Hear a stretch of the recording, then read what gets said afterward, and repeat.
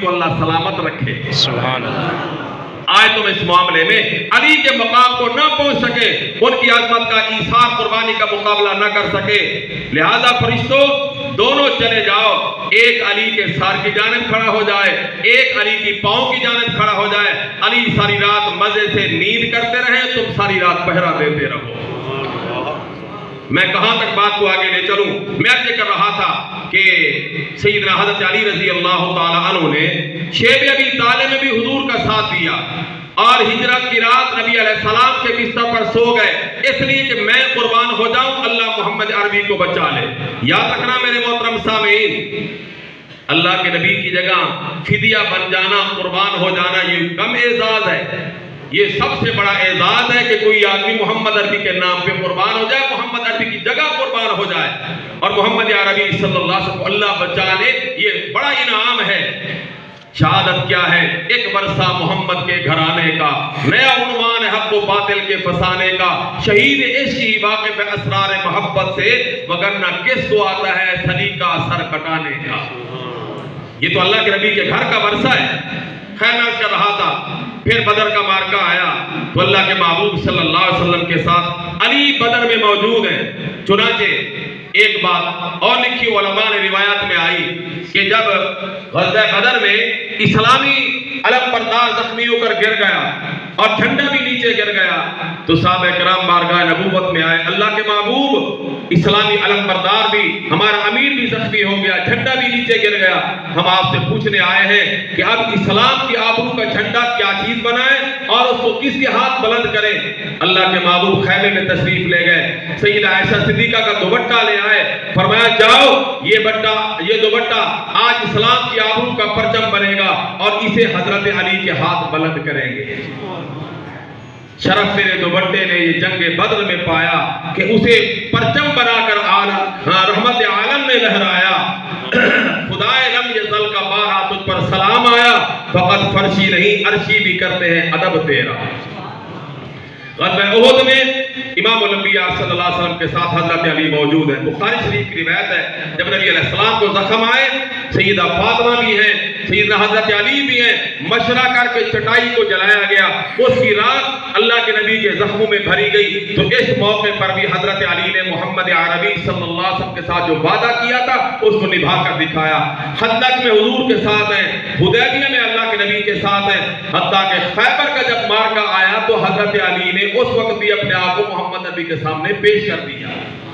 خیبر کے میدان میں ایک بڑے قلعے تھے, ویسے 6 قلعے علماء نے لکھے ہیں, قلعہ قموس, نائم, فلاں فلاں.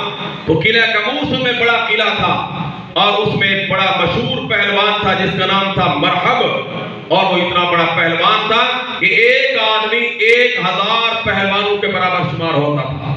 ایک پہلوان 1000 پہلوان کے مقابلے میں حضرت علی رضی اللہ تعالیٰ عنہ آئے. قد چھوٹا تھا, مرا بڑا موٹا تازہ لمبا دھڑنگا. حضرت علی رضی اللہ تعالیٰ عنہ اس کے سامنے آئے, اور اس سے پہلے حضور علیہ السلام نے ایک دن جھنڈا حضرت ابوبکر صدیق کو دیا. سارا دن لڑائی ہوئی مگر قلعہ فتح نہیں ہوا. اگلے دن نبی علیہ السلام نے عمر فاروق اعظم کو جھنڈا دیا, لڑائی ہوئی مگر قلعہ فتح نہیں ہوا. تو شام کو اللہ کے نبی نے فرمایا لَأُعْطِيَنَّ هَذِهِ الرَّايَةَ غَدًا رَجُلًا يُحِبُّ اللَّهَ وَرَسُولَهُ وَيُحِبُّهُ اللَّهُ وَرَسُولُهُ. کل میں جھنڈا اس بندے کو دوں گا جس کے ہاتھ پہ اللہ اس قلعے کو فتح کرے گا, مگر وہ خوش نصیب ایسا ہے کہ اس سے اللہ اور اس کا رسول محبت کرتا ہے, اور وہ بندہ اللہ سے بھی محبت کرتا ہے, اللہ کے رسول سے بھی محبت کرتا ہے. صحابہ کرام فرماتے ہیں ساری رات ہم دعائیں کرتے رہے, اللہ کرے صبح جھنڈا مجھے مل جائے. ہر صحابی کی یہ تمنا کہ جھنڈا مجھے مل جائے تاکہ اللہ کے نبی کی زبان سے نکلنے والے جملے کا میں مصداق بن جاؤں. لیکن صبح ہوئی, اللہ کے محبوب نے ارشاد فرمایا این علی ابن ابی طالب, میرا علی کہاں ہے؟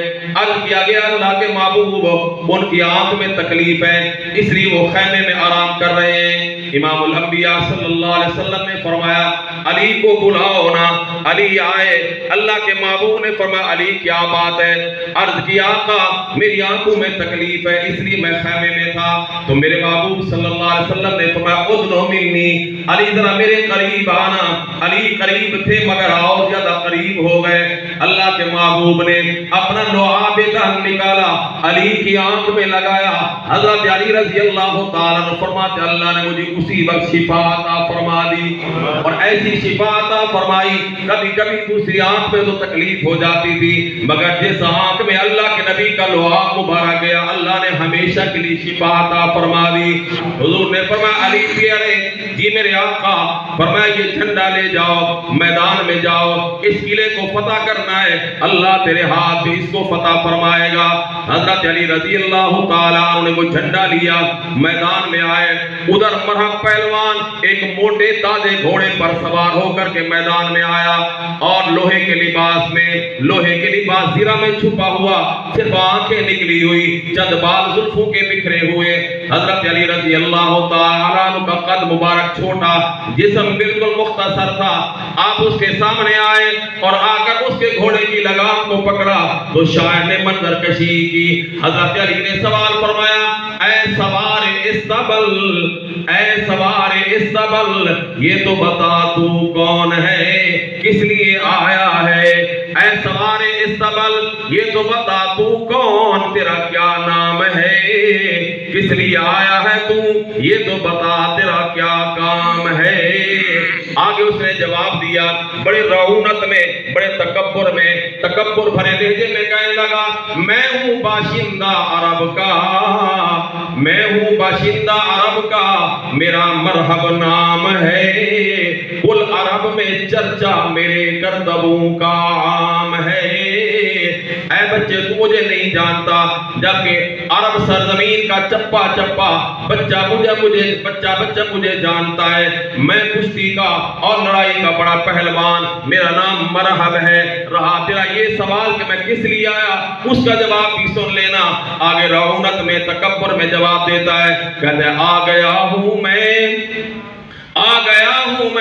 آج علی کو گرانے کے لیے، آ گیا ہوں میں آج علی کو نیچا دکھانے کے لیے. میں نے سنا ہے کہ محمدی فوج میں ایک بڑا جنگجو ہے، ایک بڑا بہادر ہے جسے علی ابن ابی طالب حیدر کرار کہا جاتا ہے. میں نے سنا ہے کہ وہ بڑا جنگجو ہے. میں آج اس کو بتانے آیا ہوں کہ جب تک میں مرحب زندہ ہوں میرے ہوتے ہوئے تیری پہلوانی کا سکہ نہیں چل سکتا. میں آج علی کو مٹانے گرانے کے لیے آیا. حضرت علی رضی اللہ تعالی عنہ نے انتہائی متانت کے ساتھ، انتہائی سنجیدگی کے ساتھ جواب دیا، بڑے حوصلے کے ساتھ جواب دیا.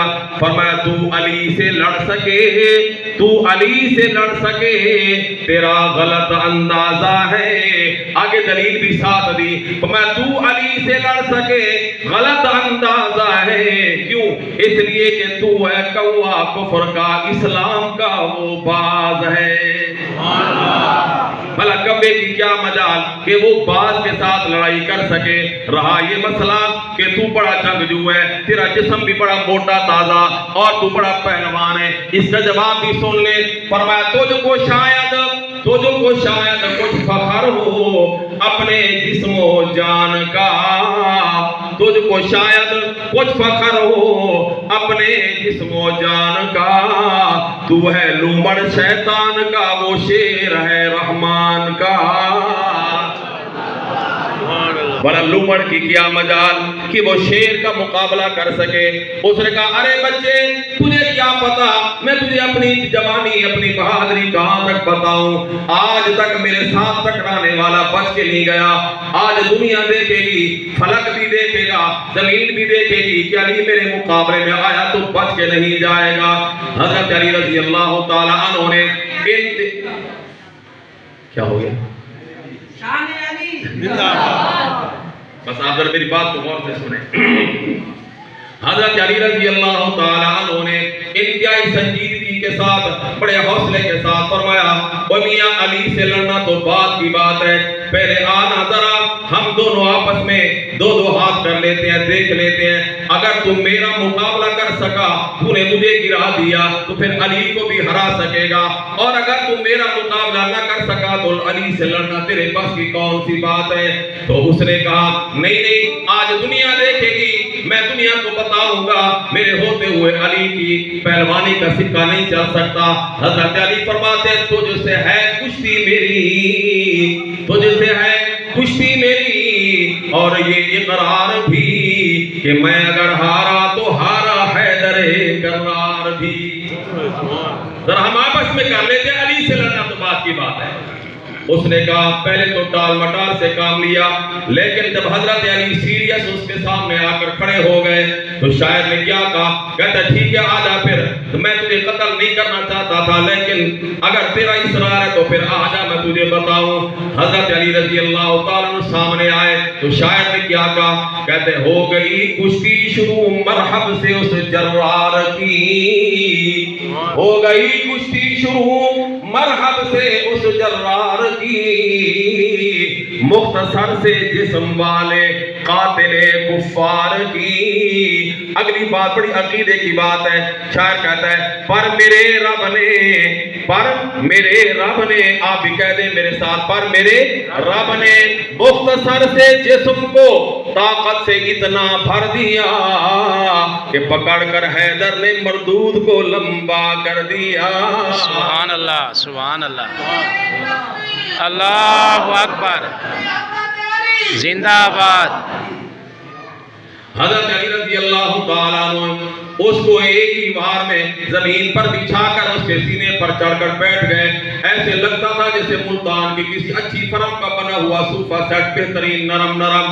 حضرت علی سینے پر بیٹھے ہیں، فرمایا تو کہتا تھا میں آج علی کو مٹانے گرانے آیا، تو میرا مقابلہ نہ کر سکا تو علی سے کیسے لڑے گا؟ اس نے آگے ہانپ کے جواب دیا، کہتا ہے یہ شکست فاش مجھ کو، یہ شکست فاش مجھ کو آج پہلی بار ہے، اب میں سمجھا ہوں کہ تو خود ہی حیدر کرار ہے۔ سبحان اللہ، تو بتا نہ بتا، میں سمجھ گیا ہوں کہ علی تیرا نام ہے، تو ہی حیدر کرار ہے۔ سبحان اللہ۔ حضرت علی رضی اللہ تعالیٰ عنہ نے اس کو تہہ دیر کیا، اس کی گردن قلم کی اور اس قلعہ قبوس کی فتح کا اعلان کر دیا۔ آج تک حضرت علی رضی اللہ تعالیٰ عنہ کو فاتح خیبر کے نام سے یاد کیا جاتا ہے۔ سبحان اللہ، سبحان اللہ۔ اس سے ایک بات اور معلوم ہوئی کہ جو اللہ کا ولی اور علی ہوتا ہے، کیونکہ علی ولایت کے بادشاہ ہیں، مگر اس کا یہ مطلب نہیں کہ صرف ولی علی ہے، علی کے علاوہ اور کوئی ولی نہیں، بلکہ میرا تو عقیدہ کہ نبی کے سارے صحابہ ولی ہیں۔ تکبیر، اللہ اکبر، رسالت، محمد رسول، شان صحابہ، زندہ آباد، مقام صحابہ، زندہ آباد، شان حضرت علی، زندہ آباد۔ اللہ کا جو ولی علی ہوتا ہے، معلوم ہوا کہ وہ بت پرست نہیں ہوتا، بلکہ وہ بت شکن ہوتا ہے۔ حضرت علی نے بت شکنی کی، لیکن یاد رکھنا ملتان والوں، بت شکنی سے پہلے نفس شکنی ضروری ہے، انسان اپنے آپ کو مٹائے، پھر اللہ رب العالمین اس کو دوسروں پر فتح نصیب فرما دیتے ہیں۔ اور حضرت علی رضی اللہ تعالیٰ کی نفس شکنی اور خود شکنی کا عالم یہ ہے کہ کئی سال تک اللہ کے محبوب کے قدموں میں بیٹھ کر کے اپنی نفس کشی کی کامیاب محنت کی، پھر نتیجہ کیا تھا کہ جو کام کرتے صرف اللہ کی رضا کے لیے کرتے ہیں۔ سبحان اللہ، اللہ کے محبوب کی اطاعت میں وقت گزارا، اور نفس شکنی کا یہ عالم کہ زمین پر لیٹ گئے، بستر کوئی نہیں، سرہانہ کوئی نہیں، جسم پر مٹی لگی ہوئی ہے، غرق و غبار سے اٹا ہوا ہے چہرہ، داڑھی، بازو، ٹانگیں، پنڈلیاں۔ اللہ کے محبوب تشریف لائے تو حضور علیہ السلام نے مٹی میں لکھا ہوا دیکھ کر فرمایا قم یا ابا تراب، وہ مٹی کا بابا کھڑا ہو جا۔ حضرت علی فرماتے ہیں مجھے کوئی امیر المؤمنین کہے تو اتنا مزہ نہیں آتا، مجھے کوئی علی حیدر کرار کہے تو اتنا مزہ نہیں آتا۔ حضور نے جو مٹی کا باپ مجھے فرمایا، جو ابو تراب سننے میں مزہ آتا ہے وہ کسی اور لقب میں مزہ ہی نہیں آتا۔ سبحان اللہ، سبحان اللہ۔ اللہ رب العالمین نے نفس کشی کی کامیاب محنت میں ایسا کمال عطا فرمایا کہ جیسے مٹی پر سو جاتے، اسی طرح غذا کا عالم بھی یہی تھا۔ حضرت حسن رضی اللہ عنہ فرماتے ہیں، جو آپ کے فرزند ارجمند ہیں، فرماتے ہیں ایک دفعہ کوفہ کے زندگی میں، کوفی زندگی میں آپ رضی اللہ تعالیٰ عنہ مسجد میں تھے، میں بھی وہاں مسجد میں تھا، جامع مسجد حیدری کوفہ میں۔ ایک دیہاتی بدوی آیا، اس نے آ کر حضرت حسن سے کہا پیارے حسن میں نے امیر المومنین سے ملنا ہے، علی ابن ابی طالب سے ملنا ہے۔ حضرت حسن فرماتے ہیں میں نے کہا کیا کام ہے؟ اس نے کہا جی غریب آدمی ہوں، میرا اونٹ تھا، محنت مزدوری کرنے کے لیے عیالدار ہوں، بچے چھوٹے چھوٹے ہیں، محنت مزدوری اور کوئی کر نہیں سکتا، اونٹ پہ گزارا تھا محنت مزدوری کام کاج کا، تو میں امیر المومنین کی خدمت میں اس لیے آیا ہوں کہ ایک اونٹ مجھے بیت المال سے اگر مل جائے تو میرے گھر کا گزارا اچھا ہو سکتا ہے۔ حضرت حسن رضی اللہ تعالیٰ فرماتے ہیں میں نے کہا یہ کام تو امیر المومنین کے پاس کا ہے، لیکن پہلے تم بیٹھو، دیہات سے آئے ہو، جنگل سے آئے ہو، سفر کر کے آئے ہو، میں تمہاری ناشتہ لاؤں، کھانا لاؤں، وہ کھا لو، اس کے بعد میں امیر المومنین سے ملاقات کرا دوں گا، آپ جانے وہ جانے کام جانے۔ چنانچہ وہ بندہ بیٹھ گیا۔